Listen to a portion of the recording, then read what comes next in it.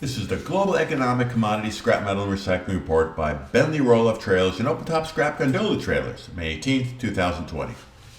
COVID-19 forecasted U.S. deaths rose again to 147,040 through August 4th, the trade-off we are seeing due to reopening.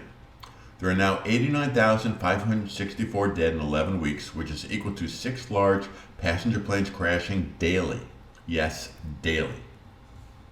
The absolutely great news is the U.S. government said they are more confident that we will be able to deliver a few 100 million doses of a vaccine by the end of the year, which is about 7 months.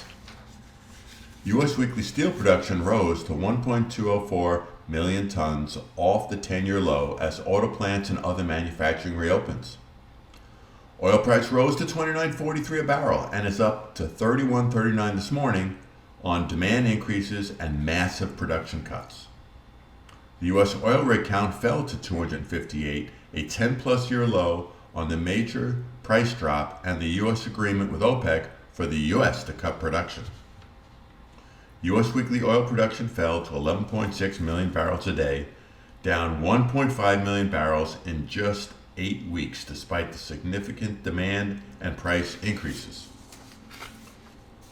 Iron ore rose to $90.50 a ton as China's blast furnaces come back online. Scrap steel number one heavy melt export buying price Philly was steady at $185 gross ton on improved demand and increasing supply. Scrap steel number one heavy melt price is settling at about $216 gross ton on the same improving demand and increased supply. Hot rolled coil steel rose to $24.69 on demand, iron ore, and scrap all being up. Copper fell to $2.33 a pound, but is up to $2.38 this morning as global manufacturing struggles to reopen. Aluminum fell to 64.7 cents per pound on limited supply and demand. April's U.S. total industrial production fell 11.2% from April, its largest drop in 101 years, which is how far back this chart goes. Manufacturing fell 13.7%, motor vehicles and parts fell 70%.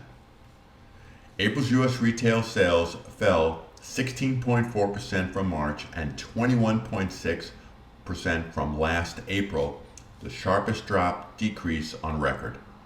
Clothing was down 78.8%, electronics and appliances 60.6%, and gasoline fell 28.8%. April's U.S. inflation was 0.3%, the lowest since October 2015, driven by a 32% plunge in gasoline, but food increased 3.5%, the highest increase in 8 years. U.S. weekly jobless claims fell to 2.981 million, so 36.5 million jobs have been lost in 8 weeks. Horrific, but the damage is slowing. Unemployment is estimated to hit 20% or more. May's U.S. consumer sentiment rose to 73.3 off the 8-year low.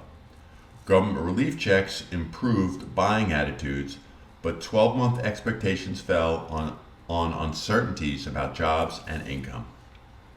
Wall Street's Dow Jones average fell 646 points to 23,685 as markets remain nervous about the global restart.